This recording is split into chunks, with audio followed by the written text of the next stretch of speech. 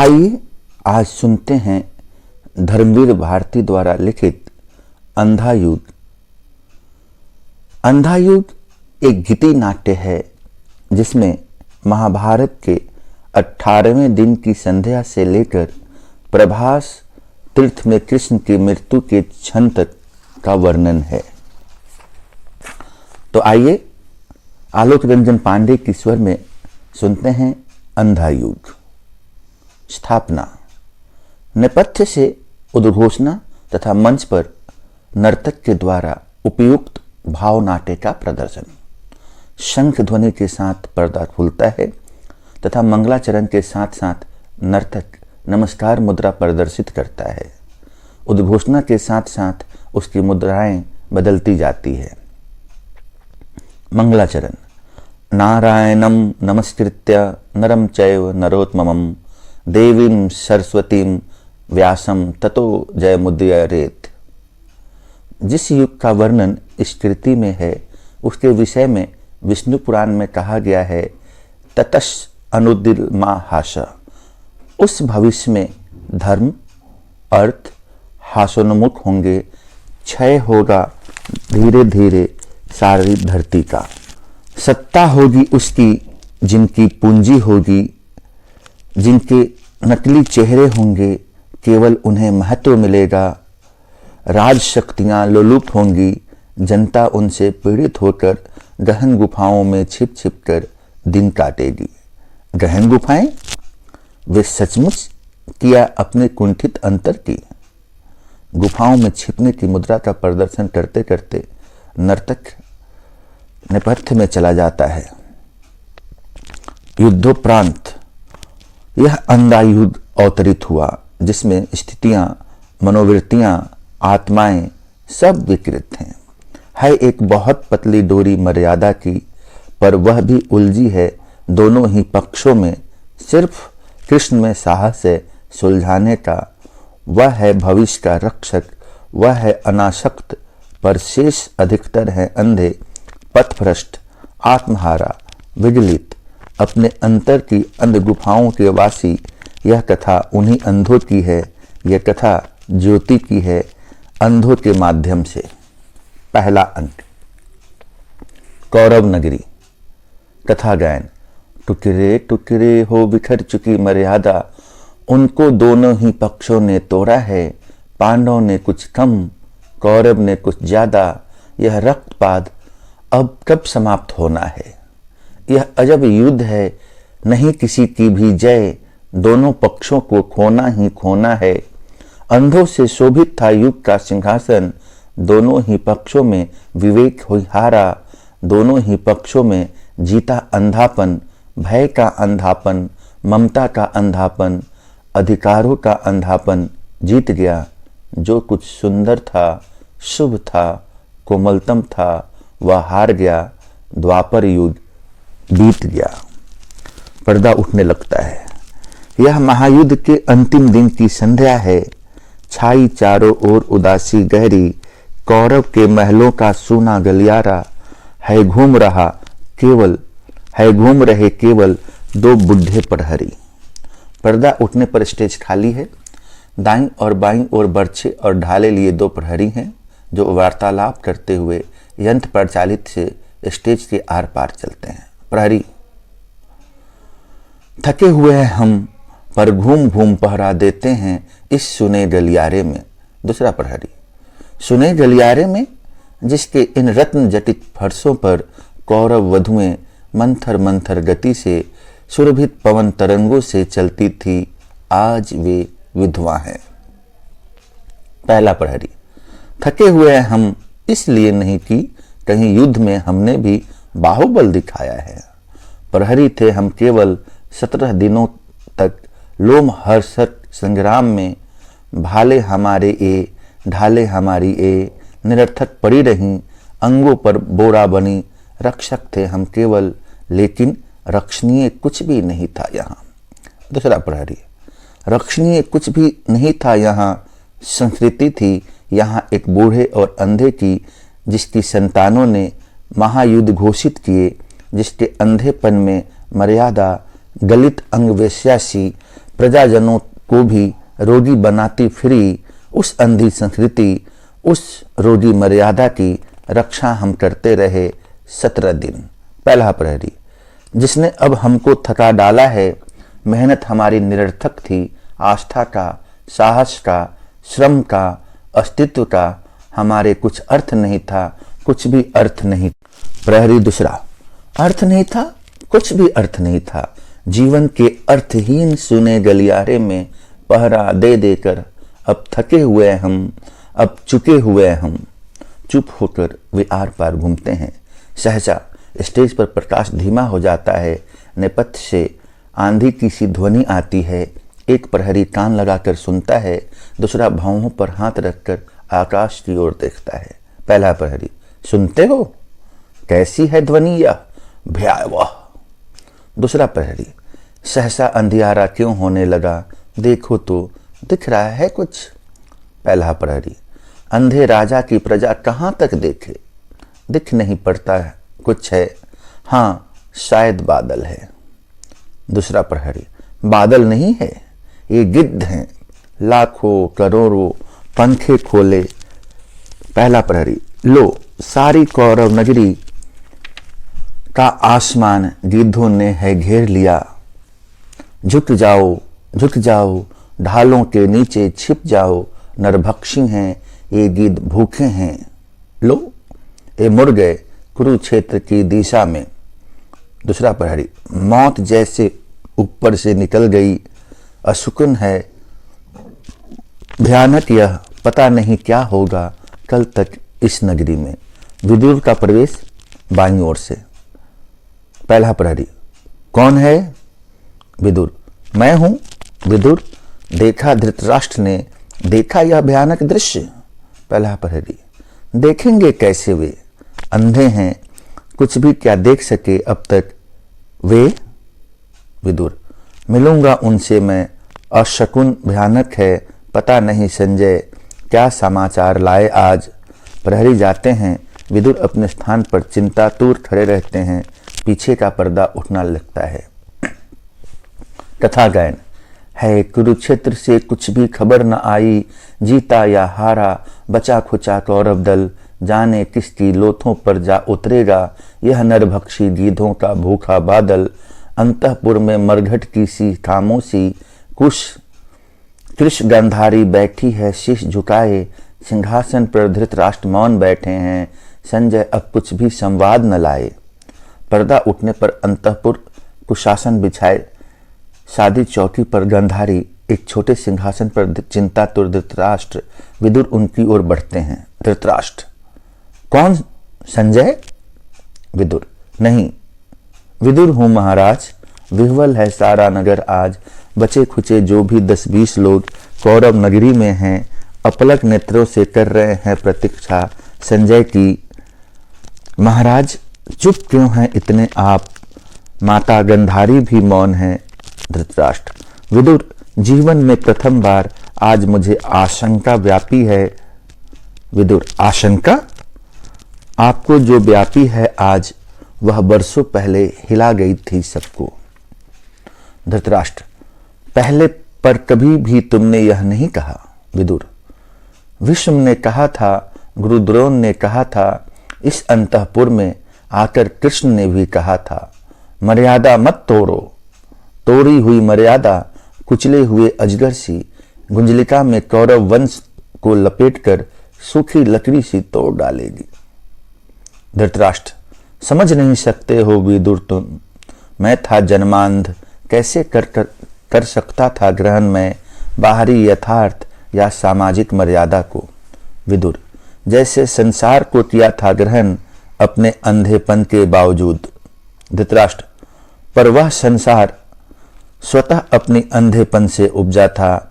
मैंने अपने ही वैयक्तिक संवेदना से जो जाना था, केवल उतना ही था मेरे लिए वस्तु जगत। इंद्रजाल की माया सृष्टि के समान घने गहरे अंधियारे में एक काले बिंदु से मेरे मन ने सारे भाव किए थे विकसित। मेरी सब वृत्तियां उसी से परिचालित थीं। मेरा स्नेह, मेरी घृणा, मेरी नीति, मेरा धर्म बिल्कुल मेरा ही वैयक्तिक था। उसमें नैतिकता का कोई बाह्य मापदंड था ही नहीं। कौरव जो मेरी मानसलता से उपजे थे वे ही थे अंतिम सत्य। मेरी ममता ही वहां नीति थी, मर्यादा थी। विदुर, पहले दिन से किंतु आपका वह अंतिम सत्य कौरवों का सैनिक बल होने लगा था सिद्ध झूठा और शक्तिहीन। पिछले 17 दिन से एक एक कर पूरे वंश के विनाश का संवाद आप सुनते रहे।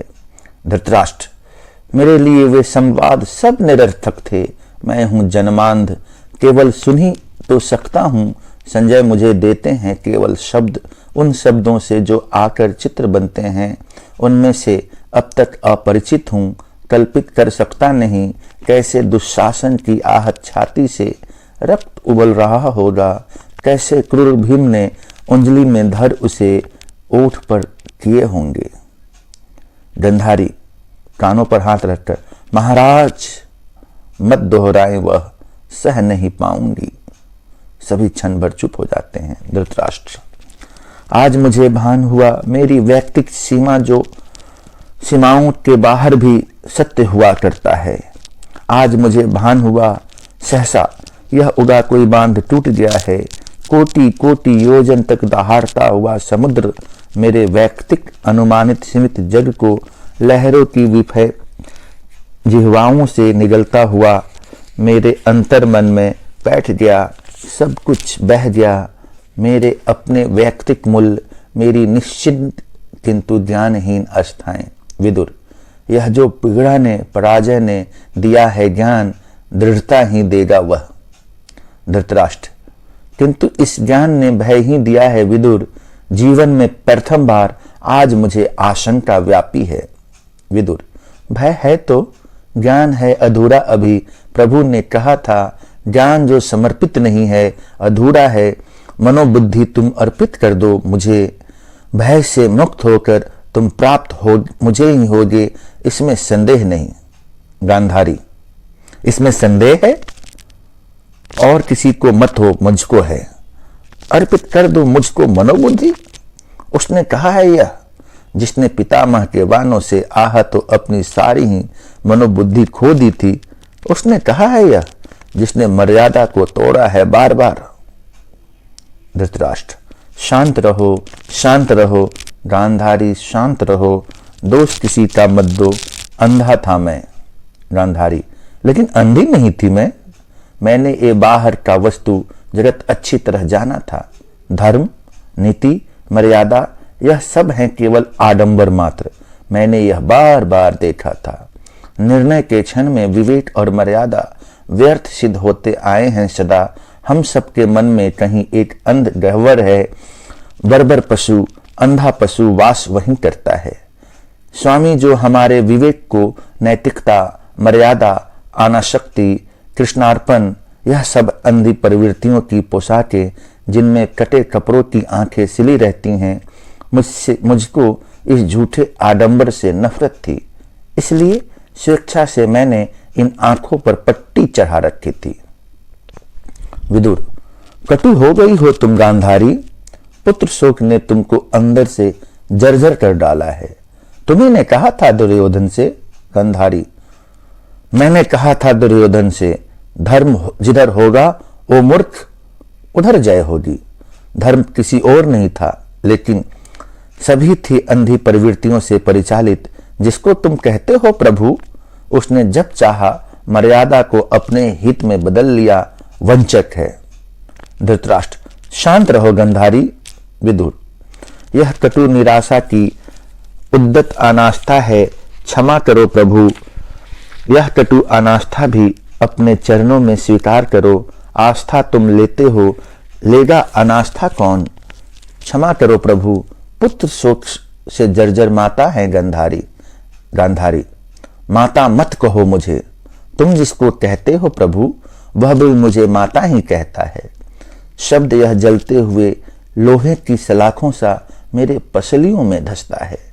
17 दिन के अंदर मेरे सब पुत्र एक एक कर मारे गए। अपने इन हाथों से मैंने उन फूली सी वधुओं की कलाइयों से चूड़ियां उतारी हैं। अपने इस आंचल से सिंदूर की रेखाएं पोछी हैं नेपथ्य से। जय हो दुर्योधन की जय हो, गांधारी की जय हो, मंगल हो, नरपति धृतराष्ट्र का मंगल हो। धृतराष्ट्र देखो, विदुर देखो, संजय आए। गांधारी जीत गया मेरा पुत्र दुर्योधन, मैंने कहा था वह जीतेगा निश्चय आज। प्रहरी का प्रवेश। प्रहरी वाचक है, याचक है महाराज। याचक का प्रवेश, एक वृद्ध याचक है। विदुर याचक है। उन्नत ललाट, श्वेत केसी, अजानो बाहु। याचक मैं वह भविष्य हूं जो झूठा सिद्ध हुआ आज। कौरव की नगरी में मैंने मापा था नक्षत्रों की गति को, उतारा था अंकों में, मानव नियति की अलिखित अक्षर जांचे थे। मैं था ज्योतिषी दूर देश का। धृतराष्ट्र याद मुझे आता है, तुमने कहा था कि द्वंद्व अनिवार्य है, क्योंकि उससे ही होगी जय होगी कौरव दल की। याचक मैं हूं वही, आज मेरा विज्ञान सब मिथ्या ही सिद्ध हुआ। सहसा एक व्यक्ति ऐसा आया जो सारे नक्षत्रों की गति से भी ज्यादा शक्तिशाली था। उसने रणभूमि में विषादग्रस्त अर्जुन से कहा, मैं हूं परात्पर, जो कहता हूं करो, सत्य जीतेगा, मुझसे लो सत्य, मत डरो। विदुर प्रभु थे वे। गांधारी कभी नहीं। विदुर उनकी गति में ही समाहित है सारे इतिहासों की, सारे नक्षत्रों की दैवी गति। याचक पता नहीं प्रभु है या नहीं, किंतु उस दिन यह सिद्ध हुआ जब भी कोई मनुष्य अनासक्त होकर चुनौती देता है इतिहास को, उस दिन नक्षत्रों की दिशा बदल जाती है। नियति वही है पूर्व निर्धारित, उसको हर क्षण मानव निर्णय मिटाता है। प्रहरी इसको एक अंजुल मुद्राएं दो। तुमने कहा है जय होगी दुर्योधन की। याचक मैं तो हूं झूठा भविष्य मात्र, मेरे शब्दों का इस वर्तमान में कोई मूल्य नहीं है। मेरे जैसे जाने कितने झूठे भविष्य, ध्वस्त स्वप्न, गलित तत्व बिखरे हैं कौरव की नगरी में गली गली। माता है गंधारी, ममता में पाल रही है सबको। प्रहरी मुद्राएं लाकर देता है, जय हो दुर्योधन की, जय हो गंधारी की। वह चला जाता है। गंधारी होगी, अवश्य होगी जय, मेरी यह आशा यदि अंधी है तो हो, पर जीतेगा दुर्योधन, जीतेगा दुर्योधन। दूसरा प्रहरी आकर दीप जलाता है। विदुर डूब गया दिन। धृतराष्ट्र पर संजय नहीं आए, लौट गए होंगे सब योद्धा। अब शिविर में जीता कौन, हारा कौन। विदुर महाराज संजय मत करें, संजय जो समाचार लाएंगे शुभ होगा। माता अब आप जाकर विश्राम करें, नगर द्वार अपलक खुले ही हैं संजय की रथ की प्रतीक्षा में। एक ओर विदुर और दूसरी ओर धृतराष्ट्र तथा गंधारी जाते हैं। प्रहरी पुनः स्टेज के आर पार घूमने लगते हैं। पहला प्रहरी मर्यादा, अनास्था, पुत्रशोक, भविष्यत, ये सब राजाओं की जीवन की शोभा है। दूसरा प्रहरी वे जिनके ये सब प्रभु कहते हैं, इस सब को अपने ही जिम्मे ले लेते हैं। पहला प्रहरी पर यह जो हम दोनों का जीवन सुने गलियारों में बीत गया। दूसरा प्रहरी कौन इसे अपने जिम्मे लेगा।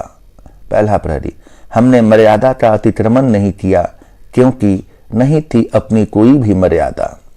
दूसरा प्रहरी हमको अनास्था ने कभी नहीं झकझोरा, क्योंकि नहीं थी अपनी कोई भी गहन आस्था।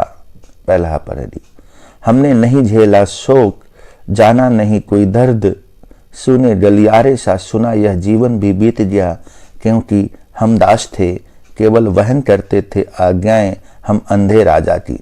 दूसरा प्रहरी नहीं था हमारा कोई अपना खुद का मत, कोई अपना निर्णय। पहला प्रहरी इसलिए सुने गलियारे में निरुद्देश्य चलते रहे हम सदा, दाएं से बाएं और बाएं से दाएं। दूसरा प्रहरी मरने के बाद भी यम के गलियारों में चलते रहेंगे सदा, दाएं से बाएं और बाएं से दाएं। चलते चलते विंग में चले जाते हैं। स्टेज पर अंधेरा धीरे धीरे पटाक्षेप के साथ कथा गायन। आसन पराजय वाली इस नगरी में सब नष्ट हुई पद्धतियां धीमे धीमे।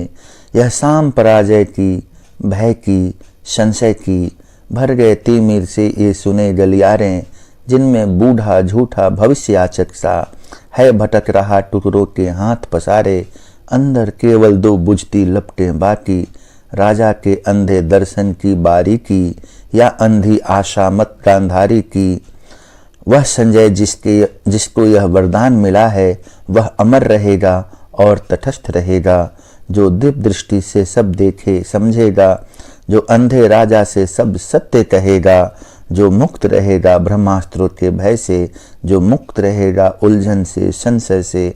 वह संजय भी इस मोह निशा से घिर कर है भटक रहा, जाने किस कंटक पथ पर। दूसरा अंक, पशु का उदय। कथा गायन। संजय तथस्थ दृष्टा शब्दों का शिल्पी है, पर भी वह भटक गया असमंजस के वन में।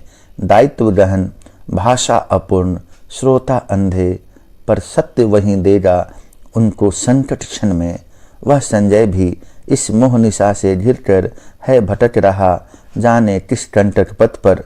पर्दा उठने पर वन पथ का दृश्य। संजय का प्रवेश। संजय, भटक गया हूँ मैं जाने किस कंटक वन में। पता नहीं कितनी दूर और हस्तिनापुर है। कैसे पहुँचूंगा मैं, जाकर कहूँगा क्या। इस लज्जाजनक पराजय के बाद भी क्यों जीवित बचा हूँ मैं।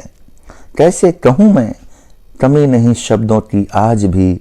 मैंने ही उनको बताया है युद्ध में घटा जो, लेकिन आज अंतिम पराजय के अनुभव ने जैसे प्रकृति ही बदल दी है शत की। आज कैसे वही शब्द वाहक बनेंगे इस नूतन अनुभूति के। किसने पुकारा मुझे, प्रेतों की ध्वनि है यह या मेरा भ्रम है। कृतवर्मा, डरो मत, मैं हूं कृतवर्मा। जीवित हो संजय तुम, पांडव योद्धाओं ने छोड़ दिया जीवित तुम्हें। संजय, जीवित हूं।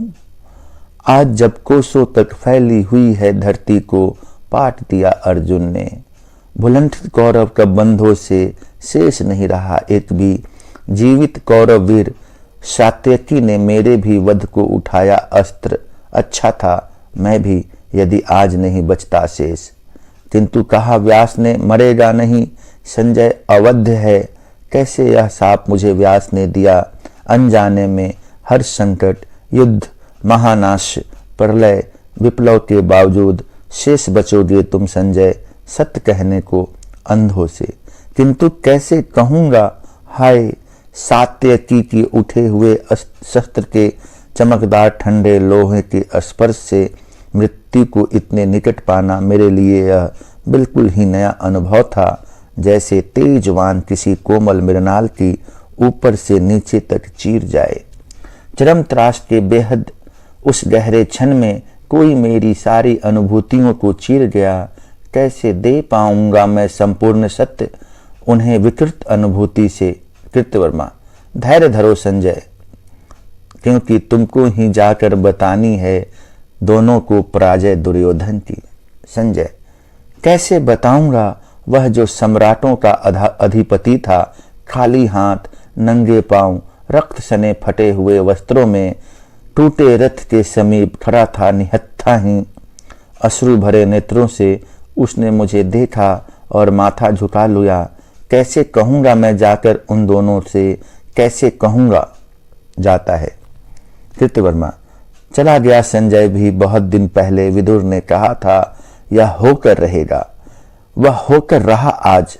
नेपथ्य से कोई पुकारता है, अश्वत्थामा। कृतवर्मा ध्यान से सुनता है। यह तो आवाज है बूढ़े कृपाचार्य की। नेपथ्य में पुनः पुकार, अश्वत्थामा। कृतवर्मा पुकारता है, कृपाचार्य कृपाचार्य कृपाचार्य का प्रवेश। यह तो कृतवर्मा है, तुम भी जीवित हो कृतवर्मा। कृतवर्मा, जीवित हूं। अश्वत्थामा भी जीवित है। कृपाचार्य, जीवित है। केवल हम तीन आज। रथ से उतरकर जब राजा दुर्योधन ने नतमस्तक होकर पराजय स्वीकार की, अश्वत्थामा ने यह देखा और उसी समय उसने मरोड़ दिया अपना धनुष अर्तनाद करता हुआ वन की ओर चला गया। अश्वत्थामा पुकारते हुए जाते हैं। दूर से उनकी पुकार सुन पड़ती है। पीछे का पर्दा खुलकर अंदर का दृश्य अंधेरा, केवल एक प्रकाश वृत्त अश्वत्थामा पर, जो टूटा धनुष हाथ में लिए बैठा है। अश्वत्थामा, यह मेरा धनुष्य है, धनुष्य अश्वत्थामा का, जिसकी प्रत्यांचा खुद द्रोण ने चढ़ाई थी। आज जब मैंने दुर्योधन को देखा, निशस्त्र, दीन, आंखों में आंसू भरे, मैंने मरोड़ दिया अपने इस धनुष्य को कुचलते हुए सांप सा भयावह, किंतु शक्तिहीन मेरा धनुष्य है यह, जैसे है मेरा मन, किसके बल पर लूंगा मैं अब प्रतिशोध। पिता की निर्मम हत्या का वन में, भयानक इसी वन में भी भूल नहीं पाता हूं मैं, कैसे सुनकर युधिष्ठिर की घोषणा कि अश्वत्थामा मारा गया। शस्त्र रख दिए थे गुरु द्रोण ने रणभूमि में, उनको थी अटल आस्था युधिष्ठिर की वाणी में, पाकर निहत्था उन्हें पापी धृष्टद्युम्न ने अस्त्रों से खंड खंड कर डाला। भूल नहीं पाता हूँ मेरे पिता थे अपराजय, अर्धसत्य से ही युधिष्ठिर ने उनको वध कर डाला। उस दिन से मेरे अंदर भी जो शुभ था, कोमलतम था, उसकी भ्रूण हत्या युधिष्ठिर के अर्धसत्य ने कर दी। धर्मराज होकर वे बोले, नर या कुंजर, मानव को पशु से उन्होंने पृथक नहीं किया। उस दिन से मैं हूँ पशु मात्र, अंध बर्बर पशु, किंतु आज मैं भी एक अंधी गुफा में ही भटक गया। गुफा यह पराजय की। दुर्योधन सुनो, सुनो, द्रोण सुनो, मैं यह तुम्हारा अश्वत्थामा, कायर अश्वत्थामा शेष हूं अभी तक, जैसे रोगी मुर्दे के मुख में शेष रहता है गंदा कफ, बासी थूक, शेष हूं अभी तक मैं। अपनी छाती पीटता है। आत्मघात कर लूं इस नपुंसक अस्तित्व से, छुटकारा पाकर यदि मुझे पिघली नरक आग्नि में उबलना पड़े तो भी शायद इतनी यातना नहीं होगी अश्वत्थामा, किंतु नहीं, जीवित रहूंगा मैं, अंधे बर्बर पशु सा। वाणी हो सत्य धर्मराज की, मेरी इस पसली के नीचे दो पंजे उग आए, मेरी ये पुतलियां बिना दांतों के चोट खाएं, पाए जैसे वध, केवल बध, केवल बध, अंतिम अर्थ बने मेरे अस्तित्व का। किसी की आने की आहट, आता है कोई, शायद पांडव योद्धा है, आहा अकेला निहत्था है, पीछे से छिपकर इस पर करूंगा वार, इन भूखे हाथों से धनुष मरोड़ा है, गर्दन मरूरूंगा, छिप जाऊंगा इस झाड़ी के पीछे, छिपता है संजय का प्रवेश। संजय, फिर भी रहूंगा शेष, फिर भी रहूंगा शेष, फिर भी रहूंगा शेष। सत्य कितना कटु हो, कटु से यदि कटुतर हो, कटुतर से कटुतम हो, फिर भी कहूंगा मैं केवल सत्य, केवल सत्य, केवल सत्य है अंतिम अर्थ मेरे आह। अश्वत्थामा आक्रमण करता है, गला दबोच लेता है। अश्वत्थामा, इसी तरह मेरे भूखे पंजे जाकर दबोचेंगे वह गला युधिष्ठिर का, जिससे नकली था अश्वत्थामा हतोहत। कृतवर्मा और कृपाचार्य प्रवेश करते हैं। कृतवर्मा, छोड़ो अश्वत्थामा, संजय है वह, कोई पांडव नहीं है।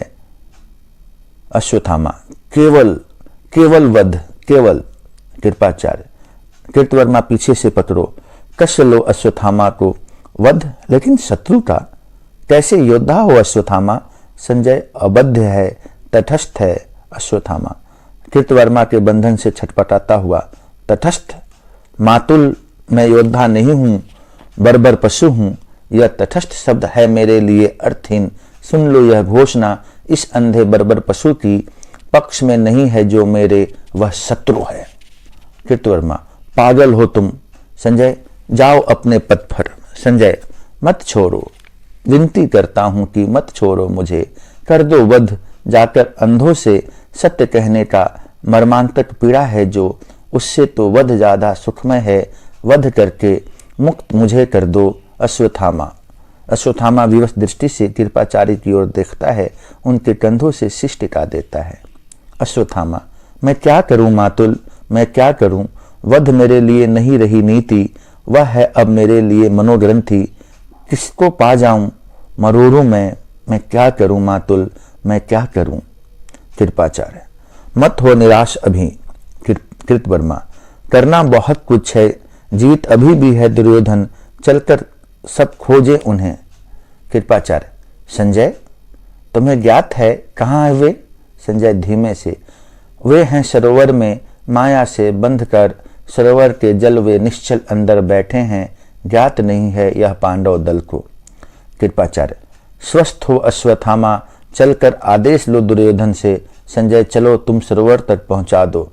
कृतवर्मा, कौन आ रहा है वह वृद्ध व्यक्ति? कृपाचार्य, निकल चलो इससे पहले कि हमको कोई भी देख पाए। अश्वत्थामा, मैं क्या करूं मातुल, मैंने तो अपने धनुष भी मरोड़ दिया है। वे जाते हैं, कुछ क्षण स्टेज खाली रहता है, फिर धीरे धीरे वृद्ध याचक प्रवेश करता है। वृद्ध याचक, दूर चला आया हूं काफी हस्तिनापुर से, वृद्ध हूं दिख नहीं पड़ता है, निश्चय ही अभी यहाँ देखा था मैंने कुछ लोगों को। देखूं मुझको जो मुद्राएं दी थी माता गंधारी ने, वे तो सुरक्षित हैं। मैंने यह कहा था यह अनिवार्य है, और वह है अनिवार्य, और यह तो स्वयं होगा, वह तो स्वयं होगा। आज इस पराजय की बेला में सिद्ध हुआ, झूठी थी सारी अनिवार्यता भविष्य की, केवल कर्म सत्य है। मानव जो करता है इसी समय उसी में निहित है भविष्य, युग युग तक का हाँफता है। इसलिए उसने कहा, अर्जुन उठाओ शस्त्र, विगत ज्वर युद्ध करो, निष्क्रियता नहीं आचरण में ही मानव अस्तित्व की सार्थकता है। नीचे झुककर धनुष देखता है उठाकर, किसने यह छोड़ दिया धनुष यहाँ, क्या फिर किसी अर्जुन के मन में विषाद हुआ है? अश्वत्थामा प्रवेश करते हुए, मेरा धनुष है यह। वृद्धवाचक, कौन आ रहा है वह? जय अश्वत्थामा की। अश्वत्थामा, जय मत कहो वृद्ध, जैसे तुम्हारी भविष्यत विद्या सारी व्यर्थ हुई, उसी तरह मेरा धनुष भी व्यर्थ सिद्ध हुआ। मैंने अभी देखा दुर्योधन को, जिसके मस्तक पर मणि जटित राग छत्रों की छाया थी, आज उसी मस्तक पर गंदले पानी की एक चादर है। तुमने कहा था जय होगी दुर्योधन की। वृद्धयाचक, जय हो दुर्योधन की, अभी भी मैं कहता हूँ वृद्ध हूँ, थका हूँ, पर जाकर कहूंगा मैं, नहीं यह पराजय यह दुर्योधन।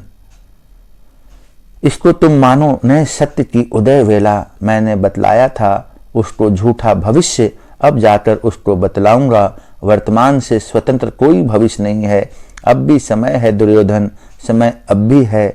हर क्षण इतिहास बदलने का क्षण होता है। धीरे धीरे जाने लगता है। अश्वत्थामा, मैं क्या करूंगा? हाय, मैं क्या करूंगा? वर्तमान में जिसके मैं हूं और मेरी प्रतिहंसा है।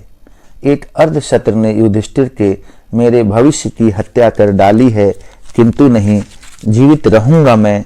पहले ही मेरे पक्ष में नहीं है निर्धारित भविष्य, अगर तो वह तटस्थ है, शत्रु है अगर वह तटस्थ है। वृद्ध की ओर बढ़ने लगता है। आज नहीं बच पाएगा वह इन भूखे पंजों से। ठहरो ठहरो ओ झूठे भविष्य वंचक। वृद्ध दांत पिसते हुए दौड़ता है। विंग के निकट युद्ध वृद्ध को दबोचकर नेपथ्य में घसीट ले जाता है। वध, केवल वध, केवल वध मेरा धर्म है। नेपथ्य में गला घोटने की आवाज, अश्वत्थामा का अट्टहास। स्टेज पर केवल दो प्रकाश वृत्त नृत्य करते हैं। कृपाचार्य कृतवर्मा हाँफते हुए अश्वत्थामा को पकड़कर स्टेज पर जाते हैं। कृपाचार्य, यह क्या किया अश्वत्थामा, यह क्या किया? अश्वत्थामा, पता नहीं मैंने क्या किया मातुल, मैंने क्या किया? क्या मैंने कुछ किया? कृतवर्मा, कृपाचार्य, भय लगता है मुझको इस अश्वत्थामा से। कृपाचार्य अश्वत्थामा को बिठाकर उसका कमरबंद ढीला करते हैं, माथे का पसीना पोंछते हैं। कृपाचार्य, बैठो, विश्राम करो, तुमने कुछ नया नहीं किया, केवल भयानक स्वप्न देखा है। मैं क्या करूं? अश्वत्थामा, मैं क्या करूं मातुल? वध मेरे लिए यह नीति है, वह है अब मनोग्रंथि। इस वध के बाद मांसपेशियां का सब तनाव, कहते क्या इसी को है अनाशक्ति? अश्वत्थामा को लिटाकर, कृपाचार्य, सो जाओ।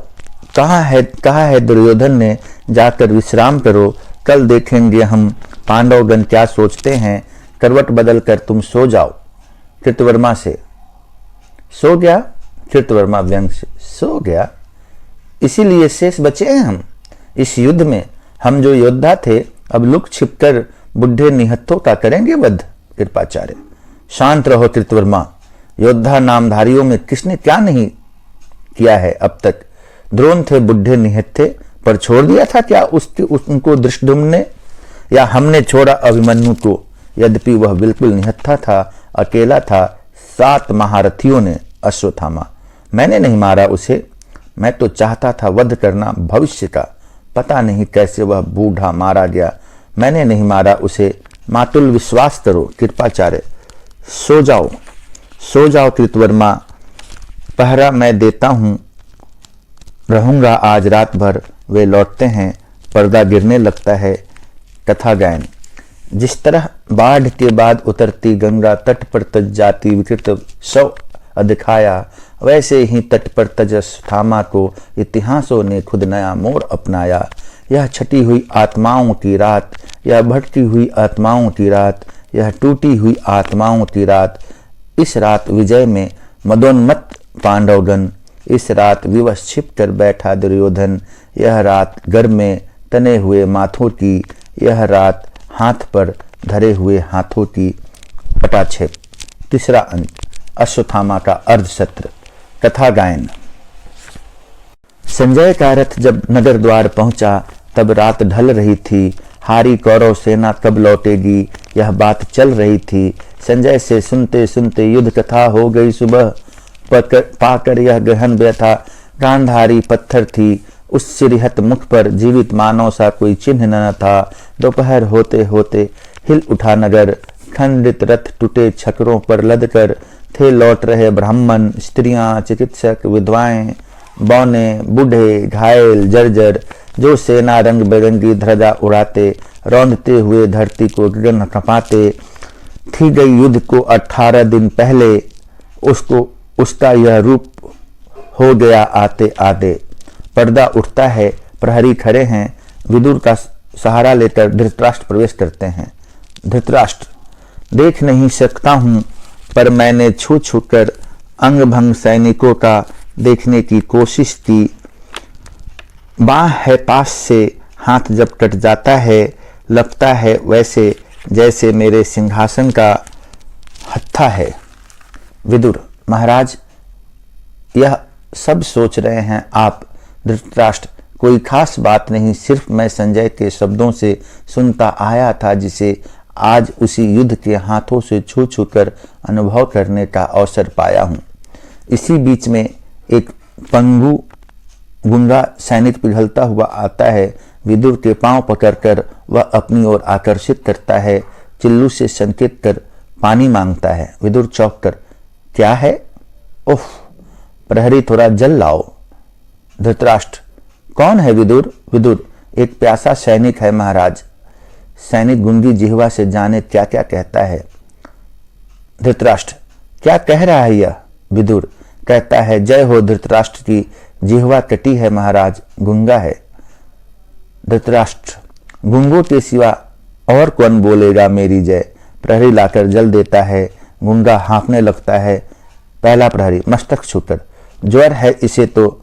धृतराष्ट्र, पिला दिया जल इसको, कह दो विश्राम करे इधर कहीं। गुंगा पीछे जाकर आंख मूंद कर पड़ रहता है। वस्त्र इसे दोलाकर माता गांधारी से। प्रहरी, माता गांधारी आज दान गृह में है ही नहीं। विदुर, उनकी आंखों में आंसू भी नहीं है, न शोक है न क्रोध है। जरवत पत्थर सी वे बैठी हैं सीढ़ी पर, नेपथ्य में शोरगुल। धृतराष्ट्र, प्रहरी जाकर देखो कैसा है शोर यह। प्रहरी जाता है। विदुर, महाराज आप जाएं, जाकर आश्वासन दे माता गांधारी को। धृतराष्ट्र, जाता हूं। संजय भी नहीं है वहां। पता नहीं भीम और दुर्योधन का अंतिम द्वंद्व युद्ध का वह क्या समाचार लाए आज। शोर बढ़ता है। विदुर, महाराज आप जाएं। धृतराष्ट्र दूसरी प्रहरी के साथ जाते हैं। कैसा है शोर यह? प्रहरी लौटता है। प्रहरी, फैल गया है पूरे नगर में अचानक आतंक त्रास। विदुर क्यों? अपनी हारी घायल सेना के साथ साथ कोई विपक्षी योद्धा भी चला आया है नगरी में, अस्त्रों से सज्जित है दैत्याकार योद्धा। वह जनता कहती है वह नगरी को लूटेगा। दूसरा प्रहरी लौट आता है। विदुर छी, यह सब मिथ्या है, मैं खुद जाकर उसको देखूंगा, रक्षा करो, तुम राक्षसी जाते हैं। दूसरा प्रहरी, क्या तुमने देखा था अपनी आंखों से उस योद्धा को? पहला प्रहरी, मायावी है वह, रूप धारण करता है नित्य नए नए। बंद कर दिया जब रक्षक गण ने नगर द्वार धारण कर रूप एक गिद्ध का वन नगर द्वारों के ऊपर से उड़कर चला आया और लगा खाने छत पर सोए बच्चों को। दूसरा प्रहरी, बंद करो जल्दी से द्वार पश्चिम के। पहला प्रहरी, वह देखो। दूसरा प्रहरी, क्या है? पहला प्रहरी, वह आया। दूसरा प्रहरी, छिपो, इधर छिपो। दोनों पीछे छिपते हैं। एक साधारण योद्धा का प्रयोग। युत्सु, डरने में उतनी यातना नहीं है जितनी वह होने में जिससे सबके सब केवल भय खाते हो, वैसा ही मैं हूँ आज। ये है महल मेरे पिता मेरे माता का, लेकिन कौन जाने यहाँ स्वागत हो मेरा एक जहर बुझे बाले से। पहला प्रहरी, ये तो युत्सु है, पुत्र धृतराष्ट्र के युद्ध में लड़े जो युधिष्ठिर के पक्ष में। युत्सु, मेरा अपराध सिर्फ इतना है, सत्य पर रहा मैं दृढ़। द्रोण भीष्म सबके सब महारथी नहीं जा सके दुर्योधन के विरुद्ध, फिर भी मैंने कहा पक्ष मैं असत्य का नहीं लूंगा। मैं हूं कौरव, पर सत्य बड़ा है कौरव वंश से।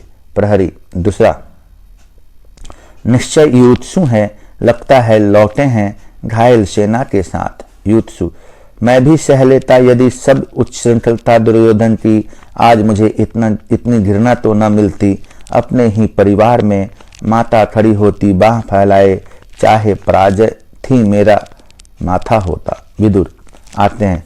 ढूंढ रहा हूं कब से तुमको युत्सु वत्स, अच्छा किया तुम वापस चले आए।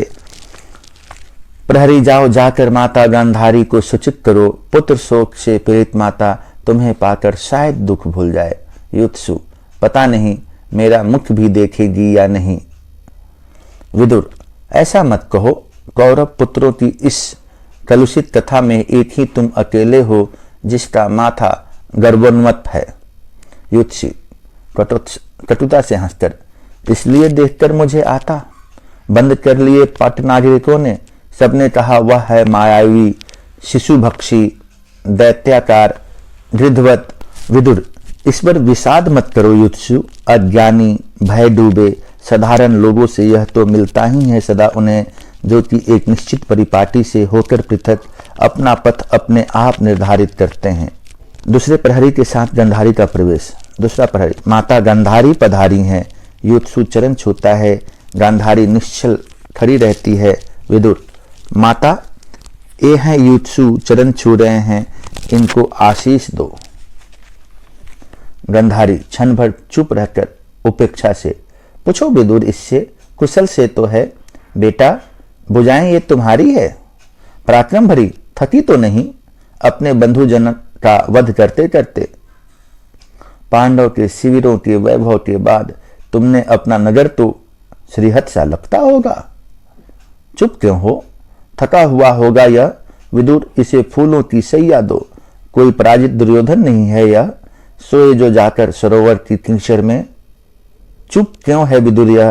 क्या मैं माता हूं इसके शत्रुओं की, इसलिए जाने लगती है। प्रहरी, चलो। विदुर, माता यह शोभा नहीं देता तुम्हें, माता रुकती नहीं चली जाती है।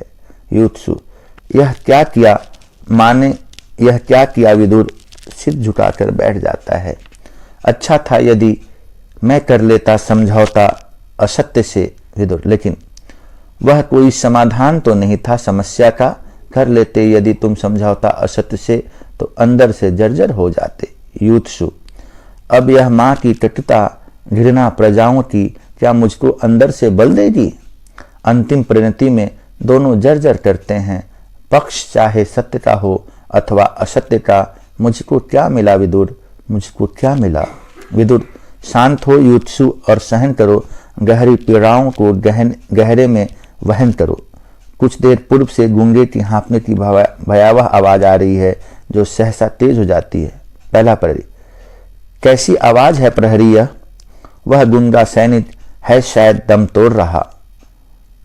दूसरा प्रहरी जल लाता है। विदुर, यह लो युत्सु, उसे जल दो और स्नेह दो, मर्तों को जीवन दो, झेलो कटुताओं को।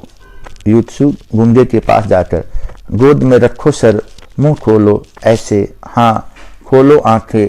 गूंगा आंखें खोलता है, पानी मुंह से लगाता है, सहसा वह चीख उठता है, गिरता पड़ता हुआ घिसलता हुआ भागता है। प्रहरी, दूसरा प्रहरी, यह क्या हुआ? युत्सु, मैं ही अपराधी हूँ। यह तो एक अश्वारोही कौरव सेना का मेरी अग्निवानों से झुलस गए थे, घुटने इसके नष्ट किया है खुद मैंने जिसका जीवन, वह कैसे अब मेरी ही करुणा स्वीकार करे? मेरी यह परिणति है, स्नेह भी अगर दूं मैं तो वह स्वीकार नहीं औरों का। व्यास ने कहा मुझसे, कृष्ण जिधर होंगे जय भी उधर होगी। जय है यह कृष्ण की जिसमें मैं बधिक हूँ, मातृ वंचित हूँ, सबकी घृणा का पात्र हूँ। विदुर, आज इस पराजय की सेवा में पता नहीं जाने क्या झूठ पड़ गया कहाँ। सबके सब कैसे उतर आए हैं अपनी धुरों से आज, एक एक कर सारे पहिए है उतर गए जिससे वह बिल्कुल निकम्मी धूरी तुम हो। क्या तुम हो प्रभु? सहसा अंतःपुर में भयंकर आर्तनाद। युत्सु, यह क्या हुआ विदुर? विदुर, प्रहरी जरा देखो तुम। पहला प्रहरी जाकर तुरंत लौटता है। प्रहरी, संजय यह समाचार लाए हैं आकुलता से। क्या? पहला प्रहरी, द्वंद्व युद्ध में राजा दुर्योधन पराजित हुए। वन पथ का दृश्य है। धनुष चढ़ाए भागते हुए कृतवर्मा तथा कृपाचार्य आते हैं। कृतवर्मा, यहीं कहीं छिप जाओ कृपाचार्य। शंख ध्वनि करते हुए जीते हुए पांडवगण लौट रहे हैं अपने शिविरों को। कृपाचार्य, ठहरो, उठाओ धनुष। वह आ रहा है कौन? कृतवर्मा, नहीं, वह अश्वत्थामा है। छद्म वेश धारण कर देखने गया था युद्ध दुर्योधन भीम का। अश्वत्थामा का प्रयोग। अश्वत्थामा, मातुल सुनो, मारे गए राजा दुर्योधन अधर्म से। कृपाचार्य, चुप रहने का संकेत कर छिप जाओ। पांडवों से होकर पृथक क्रोधित बलराम इधर आते हैं। कृतवर्मा नेपथ्य की ओर देखकर, कृष्ण भी हैं उनके साथ? कृष्ण, कृपाचार्य, सुनो, ध्यान देकर सुनो। बलराम केवल नेपथ्य से, नहीं, तुम कुछ भी कहो कृष्ण, निश्चय ही भीम ने किया है अन्याय आज। उसका अधर्मवार अनुचित था। कृपाचार्य, जाने क्या समझा रहे हैं कृष्ण? बलराम नेपथ्य स्वर, पांडव संबंधी हैं तो क्या कौरव शत्रु थे? मैं तो आज बता देता भीम को, पर तुमने रोक लिया। जानता हूं मैं तुमको शैशव से रहे हो सदा मर्यादाहीन कुट बुद्धि। कृपाचार्य धनुष रखते हुए उधर मुड़ गए दोनों। बलराम दूर जाता हुआ, जाओ हस्तिनापुर, समझाओ गांधारी को, कुछ भी करो कृष्ण, लेकिन मैं कहता हूं सारी तुम्हारी कुट बुद्धि और प्रभुता के बावजूद शंख ध्वनि करते हुए अपने शिविरों को जो जाते हैं पांडवगण, वे भी निश्चय मारे जाएंगे अधर्म से। अश्वत्थामा दोहराते हुए, वे भी निश्चय मारे जाएंगे अधर्म से। कृपाचार्य, वत्स किस चिंता में लीन हो? अश्वत्थामा, वे भी निश्चय मारे जाएंगे अधर्म से। सोच लिया मातुल, मैंने बिल्कुल सोच लिया, उनको मैं मारूंगा। मैं अश्वत्थामा उन नीचों को मारूंगा। कृतवर्मा व्यंग से, जैसे तुमने मारा था विधवाचक को। अश्वत्थामा चिढ़कर, हाँ बिल्कुल वैसे ही, जब तक निर्मूल नहीं कर दूंगा मैं पांडव वंश को। कृतवर्मा, लेकिन अश्वत्थामा, पांडव पुत्र बूढ़े नहीं हैं, निहत्थे भी नहीं हैं, अकेले भी नहीं है, खत्म हो चुका है यह लज्जाजनक युद्ध। अपनी अधर्म युक्त उज्जवल वीरता कहीं और आजमाओ हे पराक्रम सिंधु। अश्वत्थामा, प्रस्तुत हूं उसके लिए भी मैं। कृतवर्मा, व्यंग मत बोलो, उठाओ शस्त्र, पहले तुम्हारा करूंगा वध, तुम जो पांडवों के हितैषी हो। कृपाचार्य डांटकर, अश्वत्थामा रख दो शस्त्र, पागल हुए हो क्या? कुछ भी मर्यादा बुद्धि तुम में क्या शेष नहीं? अश्वत्थामा, सुनते हो पिता, मैं इस प्रतिहंसा में बिल्कुल अकेला हूँ।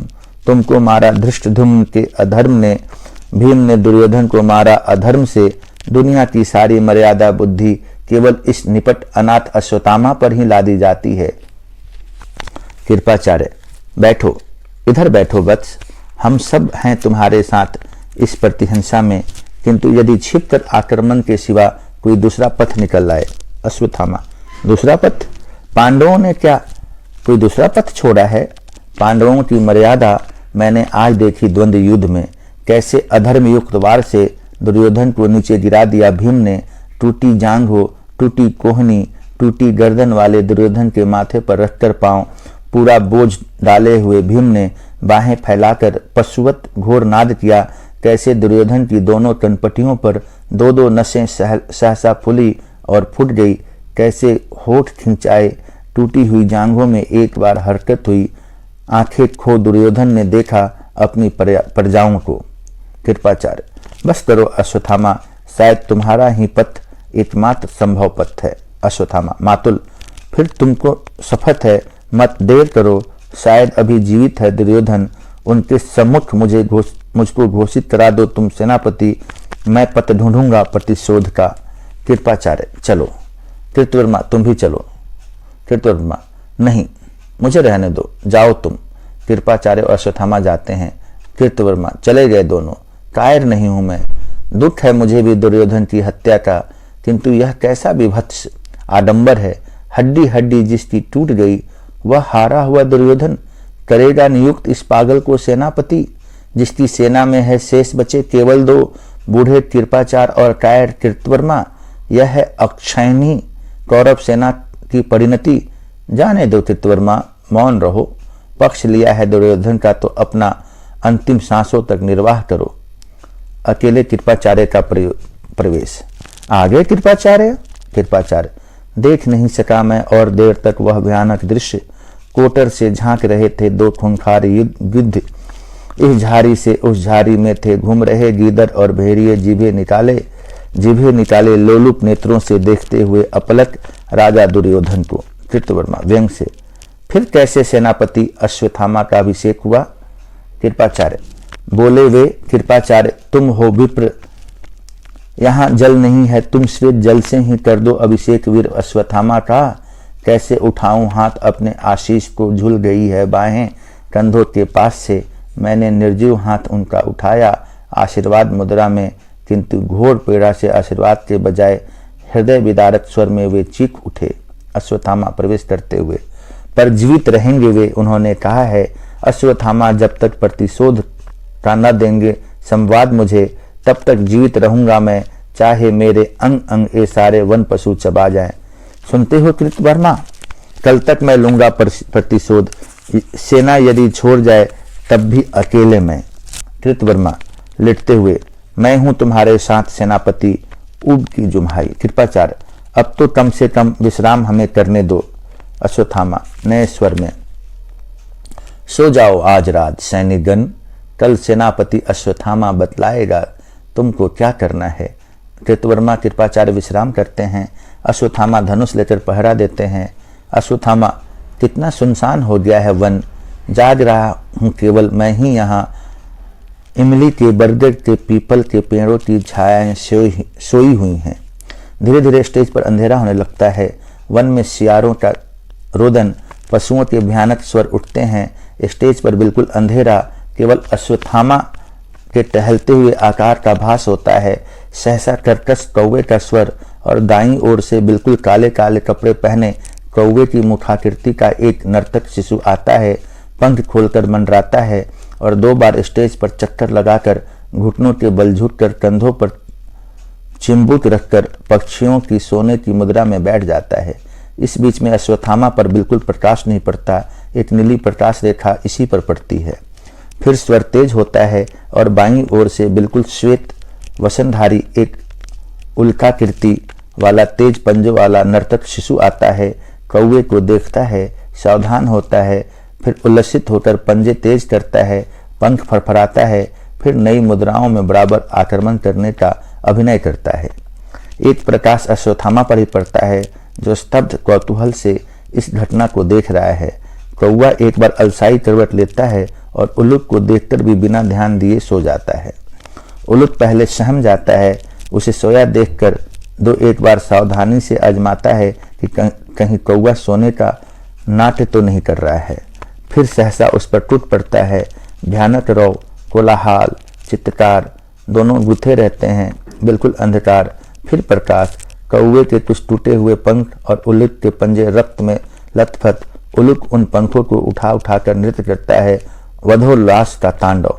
एक प्रकाश अश्वत्थामा पर सहसा उसकी मुखाकृति बदलती है और वह जोर से अट्टहास कर पड़ता है। उल्लूक घबराकर रुक जाता है, देखता है अश्वत्थामा अट्टहास करता हुआ उसकी ओर बढ़ता है। उल्लूक कटे पंख उसकी ओर फेंक कर भागता है। अश्वत्थामा कटा पंख हाथ में लेकर उल्लास से चीखता है, अश्वत्थामा मिल गया, मातुल मुझे मिल गया। प्रकाश होता है, वह रक्त सना कटा पंख हाथ में लिए उछल रहा है। दोनों योद्धा चौंक कर उठते हैं और कृतवर्मा घबरा कर तलवार खींच लेता है। कृपाचार्य, क्या मिल गया वत्स? मातुल, सत्य मिल गया बर्बर अश्वत्थामा को। कृतवर्मा, यह घायल कटापंख? अश्वत्थामा, जैसे युधिष्ठिर का अर्धशस्त्र घायल और कटा हुआ। कृपाचार्य, कहाँ जा रहे हो तुम? अश्वत्थामा, पांडव शिविर की ओर। नींद में निहत्थे अचेत पड़े होंगे सारे विजयी पांडवगण। अपना कमरबंद कसता है। कृपाचार्य, अभी? अश्वत्थामा, बिल्कुल अभी। वे सब अकेले हैं। कृष्ण गए होंगे हस्तिनापुर गांधारी को समझाने। इससे अच्छा अवसर आखिर मिलेगा कब? कृतवर्मा, यह सेनापति का आदेश है। अश्वत्थामा, बिना सुने। तुमने कहा था नरो वा कुंजरो वा। कुंजर की भांति मैं केवल पदाघातों से चूर करूंगा धृष्टद्युम्न को।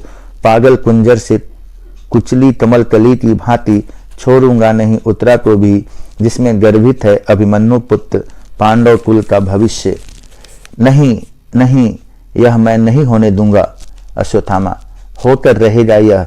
साथ नहीं दोगे तो अकेले मैं जाऊंगा। कृतवर्मा पीछे पीछे सिर झुकावे जाता है। कृपाचार्य, रुको, किंतु सोचो अश्वत्थामा। अश्वत्थामा बिना सुने चले जाते हैं। कृपाचार्य पीछे पीछे पुकारते हुए जाते हैं, अश्वत्थामा। यह ध्वनि धीरे धीरे दिगंत में खो जाती है। 3 रथों की घरघराहट और घोड़े की टाप सेच बजती है। पर्दा गिरता है। यहीं पर खत्म होती है पहला पार्ट अंधा युग का। अब आगे हम सुनेंगे दूसरा पार्ट। तो कैसे लगा यह अंधा युग आप हमें ज़रूर बताइएगा और दूसरा पार्ट फिर हम सुनते हैं।